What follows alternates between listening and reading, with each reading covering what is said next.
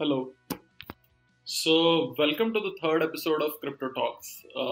इस एपिसोड में मेरे साथ एक काफ़ी स्पेशल गेस्ट है, mister Kashif Raza from Crypto Kanoon and ये एपिसोड शूट करने में मुझे काफ़ी मज़ा आया. It was a fairly long episode and that's why we are splitting it into 6 parts and different parts में हम अलग अलग चीज़ें कवर करेंगे.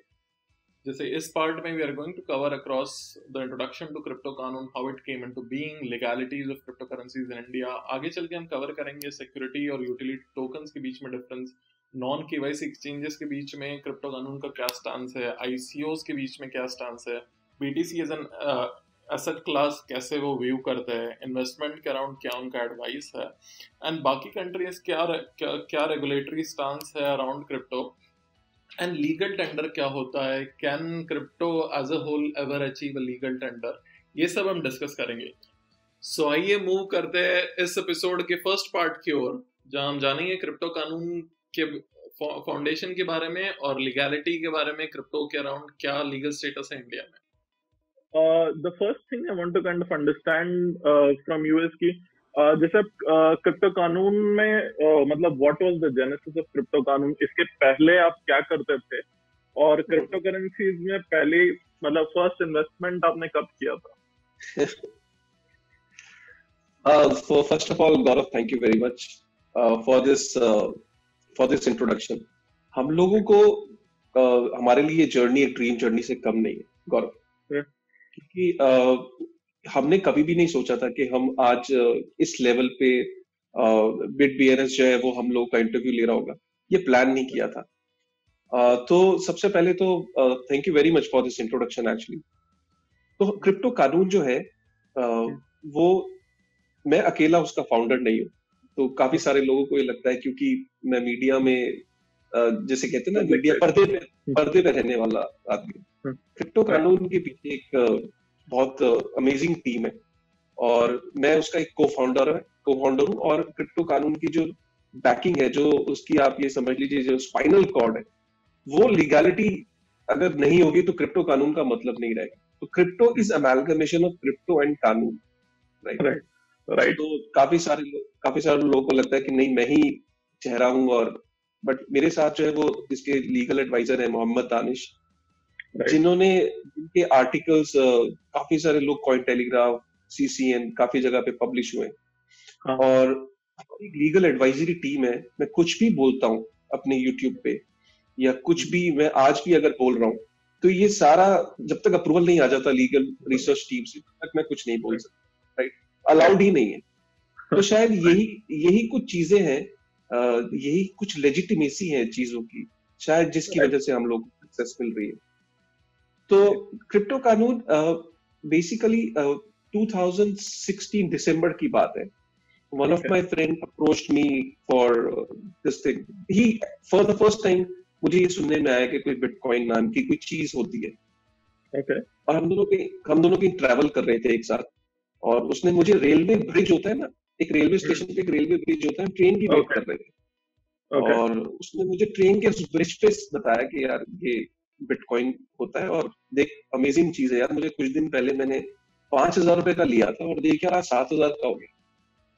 मैंने कहा यार तू भी फंस गया पॉन्जी स्कीम के चक्कर में, और इसमें मैंने कहा तुझे जिंदगी में और कुछ करने को नहीं मिला. और वो मुझे वॉलेट दिखा रहा था, मैंने वॉलेट देखा भी नहीं. बट वो दोस्त उसने मुझे फिर अप्रोच किया. उसने कहा यार एक बार तो एक बात को समझ ले, देख यार वो 12,000 हो गया. वो हर महीने एक फिगर लेके आता था. that got little bit of मेरा होता है हर आदमी के अंदर एंजाइटी. तो मुझे लगा कि यार एक बार समझना चाहिए. तो 2016 दिसंबर में बिटकॉइन को समझा उस दोस्त की वजह से. पहली बार उसको समझ के उसके ऊपर फिर रिसर्च किया, और रिसर्च करके जब रिसर्च किया तो बहुत ही फैसिनेटिंग लगा बिटकॉइन को.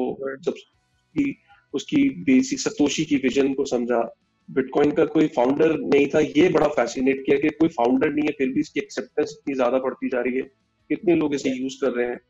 और उस टाइम पे इसका रेट करीब होता था, अब जो मैं देखा था तो 40-42 हजार के करीब रेट था 2016 दिसंबर. एंड देन 2017 में आईसीओस का जमाना आया, और उसके बाद तो there was no looking back.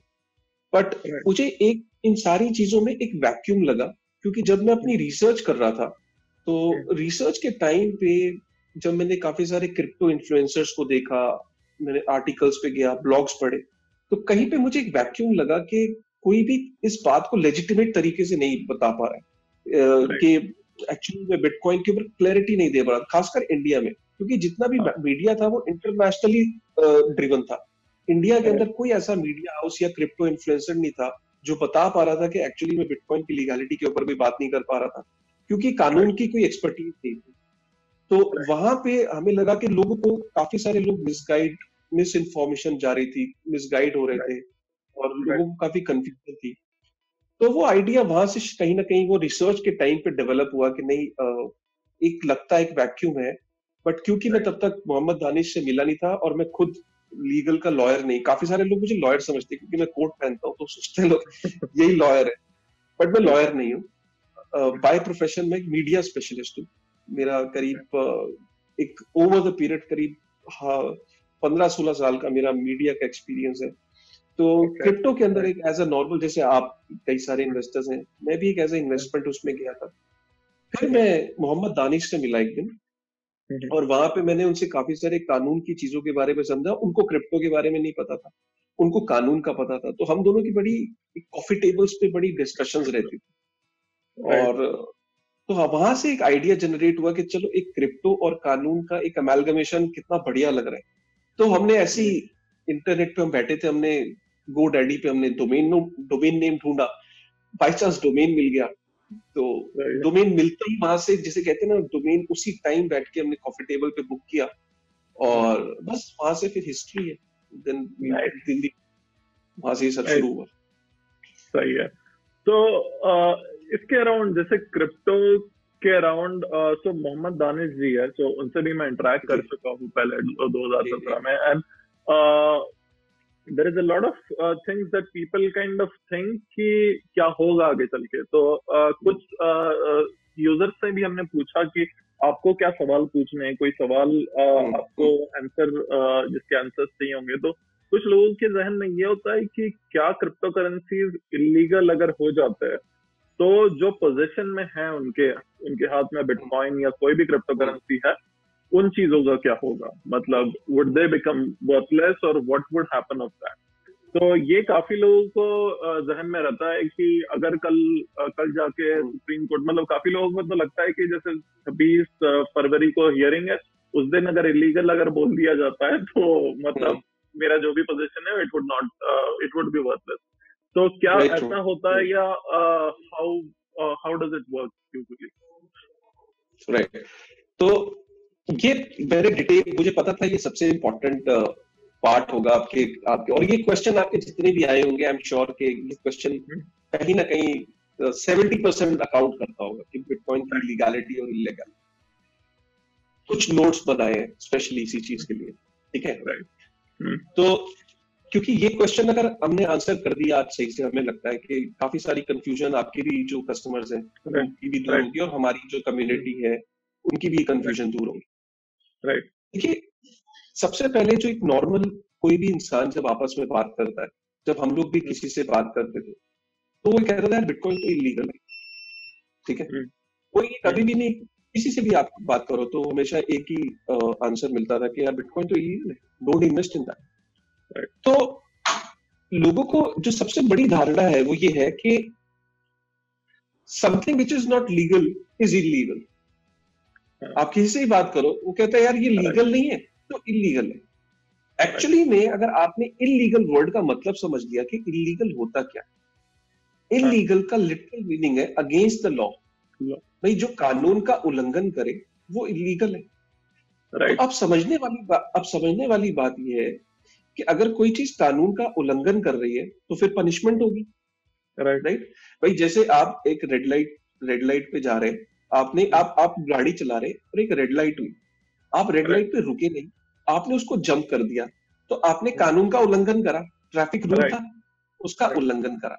जब उल्लंघन करा तो आपका चालान हुआ। चालान क्या था? पनिशमेंट। तो इससे ये पता लगता है कि ये इलीगल है, इस ट्रैफिक लाइट को जंप करना, और अगर कोई इलीगल काम करेगा तो उसको पनिशमेंट मिलेगी। राइट। तो मुझे आप यहाँ पे ये बताओ कि अगर बिटकॉइन का पोजीशन इलीगल है या बिटकॉइन की ट्रेडिंग इलीगल है, तो कानून क्या कहता है, क्या पनिशमेंट है? क्या कोई आज तक ये बता पाया है? ये तो कोई भी चीज अगर इलीगल है तो उसका पनिशमेंट होना जरूरी है। उसकी राइट पनिशमेंट है या उसके रेपरकशन कॉन्सिक्वेंसेस होते हैं कानून के अंदर। राइट राइट तो जब किसी चीज के ऊपर कानून कोई एक्ट नहीं, कोई उसकी कॉन्सिक्वेंसेस नहीं है, तो वो चीज इलीगल नहीं है। राइट राइट, राइट ये बहुत इंपॉर्टेंट पॉइंट है। जैसे कि मैं आपको एक और एग्जांपल देता हूँ। आरबीआई का सर्कुलर आया, ठीक है, 6 तारीख को सर्कुलर आया आरबीआई का, 6 अप्रैल को, ठीक है। राइट अब उस सर्कुलर में ये क्लियर लिखा है कि बैंकिंग चैनल्स जो है वो अब अलाउ नहीं करेंगे क्रिप्टो ट्रेडिंग को, या क्रिप्टो के किसी काम को फैसिलिटेट नहीं करेंगे, ठीक है जी। अब 6 तारीख से पहले वो कर रहे थे क्योंकि कोई कानून नहीं था। राइट राइट अब अगर सपोज 6 तारीख के बाद आज कोई भी बैंक खड़ा होता और कहता नहीं जी मैं तो करूंगा मैं फैसिलिटेट करूंगा, तो वो इलीगल हो गया। क्यों? क्योंकि उसने एक कानून का 6 तारीख का जो सर्कुलर है, 6 अप्रैल के सर्कुलर का उल्लंघन कर रहा है। तो जब वो उसको उल्लंघन कर रहा है तो उसकी पनिशमेंट है, वो आरबीआई की तरफ से, रेगुलेटर की तरफ से पनिशमेंट है। राइट, तो यहाँ पे ये क्लैरिटी होना जरूरी है। अब ये भी बहुत जरूरी है कि कुछ लोग कहते हैं कि जो कैश पे हम डीलिंग करते हैं, ओटीसी पे हम जाते हैं, हम बिटकॉइन की डीलिंग करते हैं, ट्रेडिंग करते हैं, तो क्या वो इलीगल है? बिल्कुल भी इलीगल नहीं है, ठीक है। क्योंकि आप अगर कैश में डील कर रहे हैं बिटकॉइन में, तो आपके ऊपर कैश हैंडलिंग रिस्ट्रिक्शंस लगती है, राइट।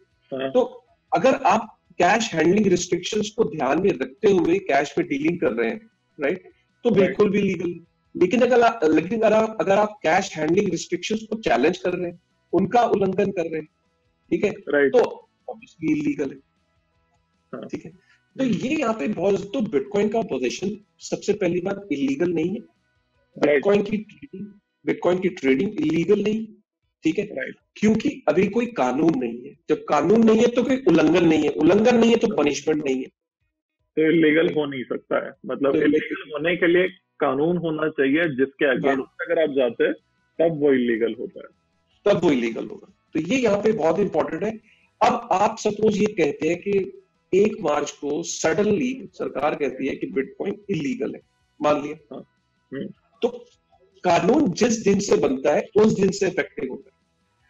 राइट ये नहीं होगा कि पीछे किस ने लिया था, देखो जी कौन है, कहाँ है, किधर पड़ा है, नहीं।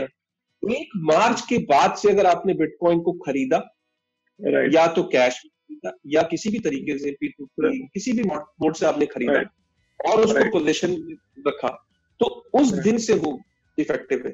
पीछे किसी के पास पोजीशन में है, कहाँ पे रखा है, वो कानून के दायरे में नहीं आता। वही है, मतलब अगर ट्रैफिक लाइट आपने 2 महीने पहले तोड़ी थी और तब अगर कोई रूल नहीं था उसके अगेंस्ट, नहीं था, तो फाइन नहीं किया जा सकता है, नहीं हो सकता, ही आपको कोई पनिशमेंट मिल सकती है। राइट, वो तो आगे से, वो तो रेट्रोस्पेक्टिव होगा जिस दिन से लागू हो। राइट, और लॉ बनने में टिपिकली कितना टाइम लगता है? मतलब अब क्या आपको लगता है कि ये जो हियरिंग हो रही है उसमें लॉ पास हो जा सकता है, या ये काफी एक मिसकंसेप्शन है कि इमीडिएटली हियरिंग में कोई लॉ पास हो जाएगा और कल से कोई चीज इलीगल हो जाएगी? टिपिकली दैट, मतलब ऐसा तो प्रोसेस होता नहीं है। It has to kind of go to both houses of parliament and उसके बाद एक लॉ, राइट। तो typically it is going to take a substantial amount of time. Yeah, absolutely. It takes देखो गौरव, यहाँ इंपॉर्टेंट है किसी चीज को समझना। जरूरी नहीं है कि पार्लियामेंट के अंदर जाएगा, पहले लोअर हाउस में जाएगा, फिर अपर हाउस में जाएगा, फिर उस पर चर्चा होगी। देखिए, आरबीआई एक रेगुलेटर है, ठीक है, राइट। अभी आपने परसों की न्यूज देखी होगी जिसके अंदर एक ऑर्डिनेंस पास हुआ जो अनरेगुलेटेड जो स्कीम्स है, ठीक है, तो वो लोअर हाउस और अपर हाउस से पास नहीं हुआ ऑर्डिनेंस। वो ऑर्डिनेंस सीधा प्रेसिडेंट की अप्रूवल से वो ऑर्डिनेंस पास हो गए, राइट। तो कुछ चीजें अगर बिटकॉइन को प्रोहिबिट करना है या बिटकॉइन को रोकना है या उस पर बैन लगाना है, तो मैं आज क्लियरिटी देना चाहता हूँ कि जरूरी कि ये इतना बड़ा इशू नहीं है कि ये पहले लोअर हाउस जाएगा और अपर हाउस जाएगा।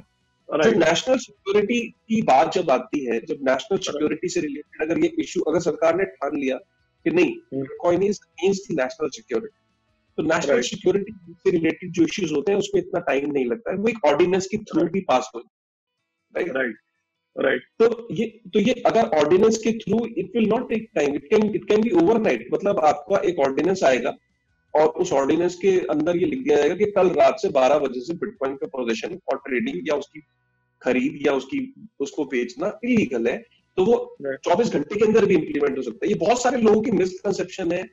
देखिए, लॉ तब बनता है जब रेगुलेट करने की नीयत होती है, राइट? कि आप इसको एक लेजिटिमेट इंडस्ट्री की तरह आप प्लान कर रहे हो, तो इसको आपने किस तरीके से इसकी पॉलिसीज गाइडलाइंस आपने फॉर्मुलेट करी, फिर उसको आपने प्रपोजल दिया लोअर लोकसभा में, फिर वो राज्यसभा में गया, तो वो आपकी इंटेंशन होती है जब आपने किसी चीज को रेगुलेट करना है, किसी चीज को वो करना है। कानून बनाना, किसी चीज को बैन करना नेशनल सिक्योरिटी के हित में, it will not take much of time, it can be done within 24 hours, right. हाँ, तो लेकिन हाँ, बात यहाँ पे इंपॉर्टेंट ये, घबराने की बात इसलिए नहीं है क्योंकि जिस दिन से होता है उस दिन से लॉ पास्ट में जाके नहीं लगता है। लॉ तो जो जिस दिन बनेगा उस दिन से आगे लॉ अप्लाई हो, राइट। तो ये थे काशिफ रजा जो क्रिप्टो कानून के फाउंडेशन के बारे में इन्होंने कवर किया। लीगैलिटी क्या है क्रिप्टो के अराउंड इंडिया में, वो इन्होंने काफी अच्छे से एक्सप्लेन किया। ये फर्स्ट पार्ट था एपिसोड 3 का, और इसके बाद हम सेकंड पार्ट में आएंगे जहां पे मिस्टर काशिफ हमें बताएंगे कि इन्वेस्टमेंट एडवाइस के बारे में, कैसे क्रिप्टो में इन्वेस्ट करना चाहिए, क्या चीजें मद्देनजर रखनी चाहिए जब आप इन्वेस्ट करते हो।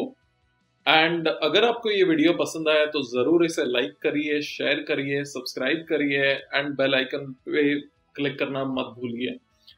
अगले पार्ट में मिलता है जहां हम डिस्कस करेंगे एडवाइस के बारे में क्रिप्टो करेंसी के अराउंड।